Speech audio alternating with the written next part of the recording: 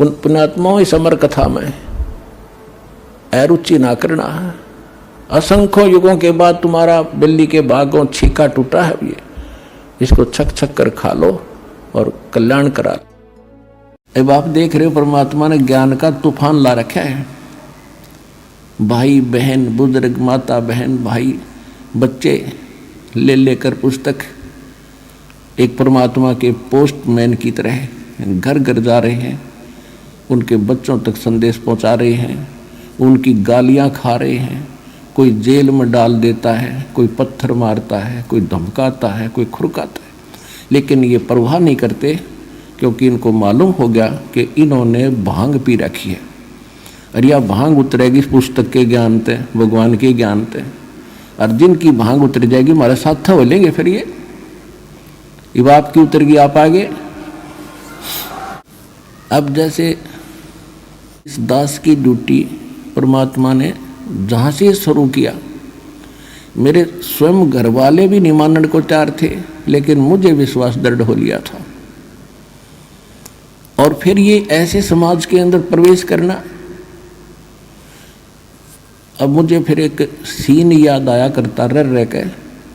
एक बार ये दास मेडिकल में गया था किसी रिश्तेदार को मिलने के लिए, लेकिन मुझे विश्वास दृढ़ हो लिया था। और फिर ये ऐसे समाज के अंदर प्रवेश करना, अब मुझे फिर एक सीन याद आया करता रह के। एक बार ये दास मेडिकल में गया था किसी रिश्तेदार को मिलने के लिए,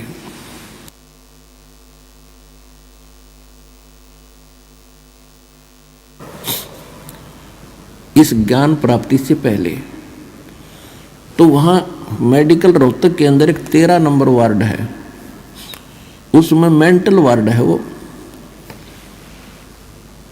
डॉक्टर उन मेंटल व्यक्तियों का इलाज कर रहे थे और वो उनको गाली दे रहा था, मैं तेरा जमाई हूँ। डॉक्टर कह रहा था हाँ जी ठीक है, हाँ जी ठीक है। उसका गिरेबान पकड़ लिया डॉक्टर का, दो तीनों ने छुड़वाया, बैठ जा। और फिर भी उनका ट्रीटमेंट कर रहे थे। और जब वो उन ट्रीटमेंट ठीक हो गया, वो स्वस्थ माइंड हो गया, फिर वही यूँ कह रहे थे, डॉक्टर साहब नमस्ते। तो दास की ड्यूटी इस पागल वार्ड में ला रखी है।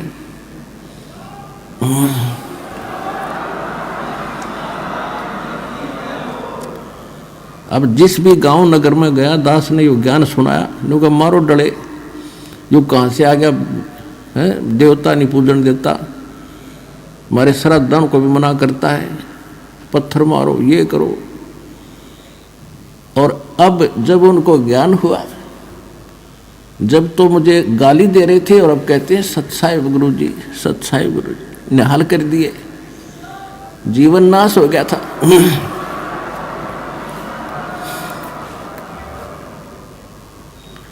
तो परमात्मा ने ये ज्ञान का तूफान उठा दिया। अब ये ऐसा काम करेगा, जहाँ भी कोई सीडी देखता है, डीवीडी, या वैसे एक टीवी चैनल के माध्यम से सत्संग सुनता है, तो अमृत वचन है, झंझोड़ कर रख देगी आत्मा को। कति ये एक सत्संग है, साध का सत्संग है, ये नकलियों का नहीं है। और या कोई पुस्तक पढ़ते हैं, जब पुस्तक पढ़ेगी आत्मा, मन चाहे कितनी बकवाद करो, आत्मा हृदय से मानेगी कि ज्ञान ये है, और अवश्य कहेगी कबीर भगवान है। और चाहे वो कहीं फंसा पड़ा, किसी भी ग्रुप में, किसी संत के पास, या किसी पंथ में, या किसी धर्म मजहब में, जब आत्मा सच्चे दिल से मालिक ने अवश्य पुकारेगी, जब इस ज्ञान को सुनेगी कि हे परमात्मा, हे कबीर जी, दया करिए अपने आत्मा पे। यानी वो निकल नहीं सकता वहां से, लेकिन फिर पुकार दिया हृदय से, तो उसी दिन परमात्मा ने कह दिया यो मेरा हो लिया।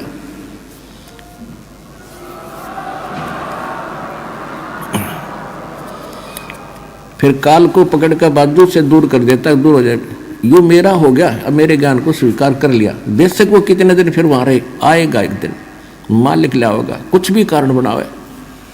तो इस प्रकार परमात्मा ने कहा था कि तेरा ज्ञान सुनेगा वो तेरा, और मेरा मानने फिर उसके निकट मत आ जाइए। तो इस प्रकार ये परमात्मा का ज्ञान पूरे विश्व में फैलेगा। और परमात्मा कबीर परमेश्वर जी वैसे तो प्रत्येक युग में आते रहे, कुछ एक भक्तों को अपने लाइन में लगाते रहे, जिस कारण से परमात्मा की महिमा आज तक बनी रही।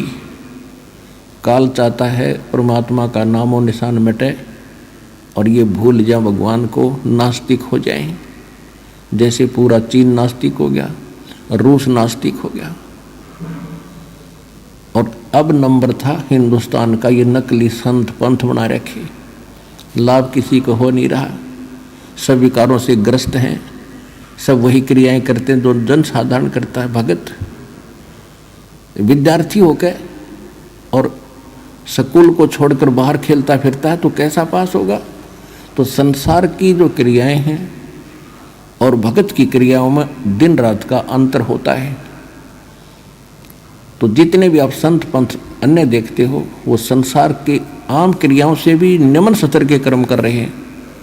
बीड़ी वह पीवें, डीजे वह बजवाएं, सारे काम वह करें, और फिर नो का हम राधा स्वामी है।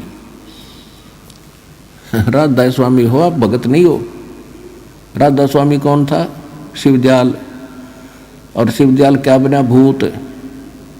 तो वहाँ ज्ञान है ही नहीं, उनका कोई गुरु नहीं था शिवदयाल जी का। इसका मतलब है कि उसका कनेक्शन नहीं था फिर थर्मल प्लांट से, क्योंकि गुरु नहीं उनका। गुरु परंपरा को बनाए रखने के लिए स्वयं परमात्मा को भी आना पड़ता है। जैसे गरीबदास जी को मिले, उसका कनेक्शन बन गया, स्वयं संत रूप में आके उनको शिक्षा देगी और परंपरा चला दी, और उसी परंपरा से दास के पास वो पावर आ रही है, यह जुड़ी हुई उस परमात्मा की दी हुई।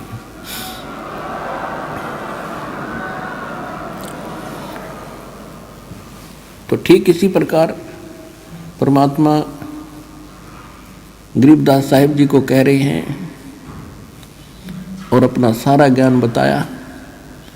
फिर गरीबदास जी ने परमात्मा की महिमा को कैसे सुनाया। अब जैसे हम तो राज्य प्राप्ति करना चाहते हैं और परमात्मा कहते हैं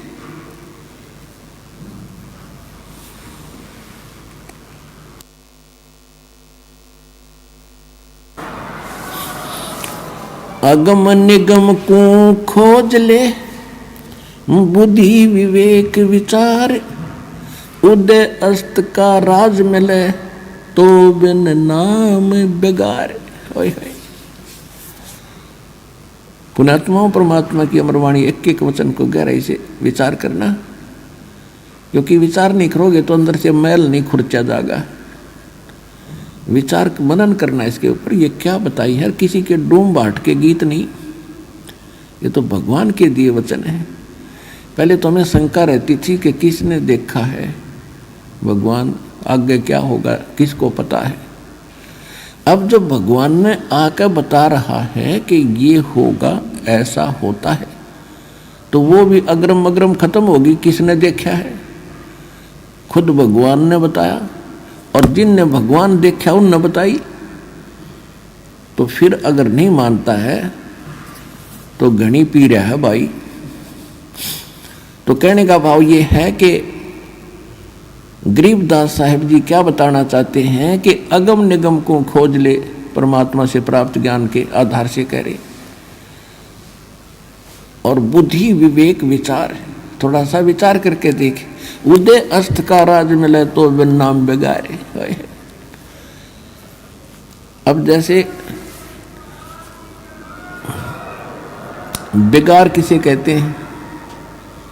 बेगार क्या होती है? बेगार उसे कहते हैं मेहनत गणा और इनकम निल और पूंजी घरते खर्च हो, उसको बेगार कहती है। जैसे पहले पुलिस वाले पकड़ ले जाते थे इन 3 व्हीलर वालों को, तो एक 3 व्हीलर वाला बता रहा था कि कल मैं बेगार में फंस गया। पहले पुराने समय की बात है, 30-40 वर्ष पहले। पुलिस वालों के पास अपने निजी वाहन नहीं होते थे। वो बता रहा था कि कल शाम ने पकड़ दिया उन्हें और सारी रात चलाया, अगला दिन सारा, शाम न छोड़ा अगले दिन। अपने जेब से सारा खर्चा मैंने किया, सारा तेल डलवाया और 10 मिनट की फुर्सत नहीं, सारा दिन पहिया चला। यानी इन किराए के व्हीकलों का पहिया चलता रहे तो उसने न सोचा कर अब तक घनी कमाई कर ली होगी। और उस दिन कमाई की तो दूर रही, पहिया खूब घूम रहा था, सारा दिन 200 किलोमीटर 400 किलोमीटर घूम लिया होगा और जेब से खाना खाया, जेब से तेल डलवाया। तो वो कह रहा था मैं कल बेगार में फंस गया। तो इसको बेगार कहते हैं कि प्रयत्न तो घना दिखे, परिश्रम तो घना करता दिखे, इनकम हो नहीं और जेब तो खर्च हो, उसको बेगार कहते हैं। तो राजा लोग जो होते हैं आपने दिखे हैं कि बड़े ठाठ बाट हैं, आगे पीछे इनके बड़े हैं अफसर सलूट मारते फिरते हैं और सारा दिन आज वहाँ मीटिंग है, आज वहाँ जलसा कर रहा है, आज वहाँ पुत कर रहा है, आज वैसा कर रहा है, सारा दिन पहिया बाज जाए इनका और भक्ति नहीं कर रहे। तो ये पिछले जन्म के पुण्यकर्मी प्राणी होते हैं। राजा हुआ, कोई धनी हुआ, कोई सेठ हुआ।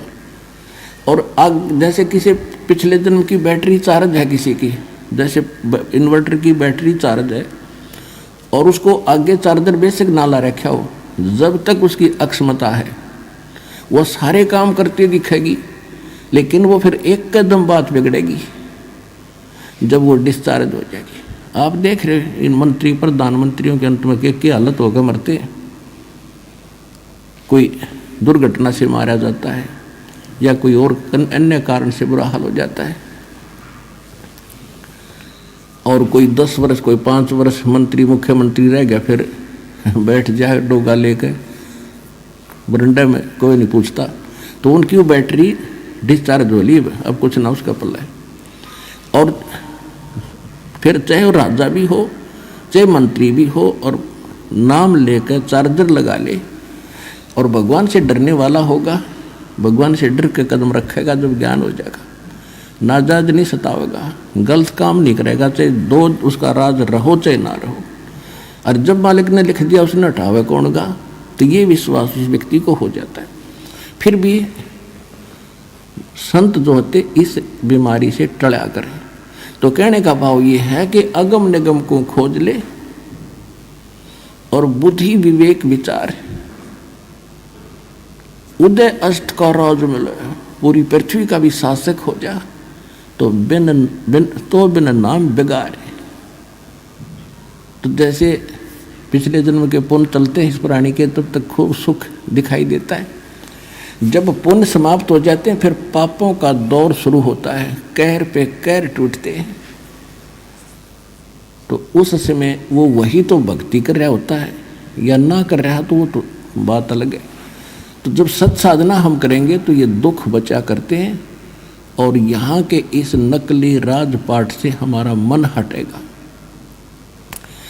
इस ज्ञान से आपकी कैसी स्थिति हो जाएगी, इंद्र दा राज और काग का बेस्टा, होय होय।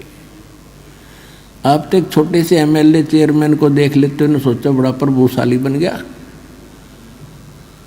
अब क्या बताते हैं कि इंद्र दा राज यानी स्वर्ग के राजा का राज हमारे लिए काग की बीट है, उस सतलोक के सुख की तुलना में।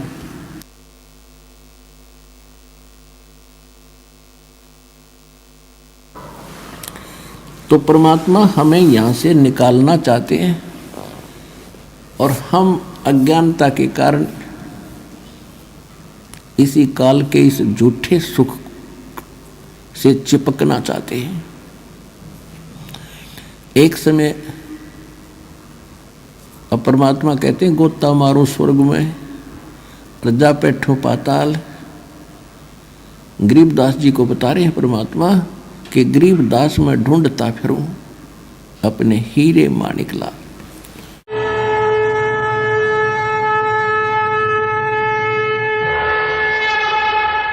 हमसे जुड़े रहने के लिए हमारे YouTube चैनल को सब्सक्राइब करें और नई वीडियो की नोटिफिकेशन के लिए बेल आइकॉन को दबाएं।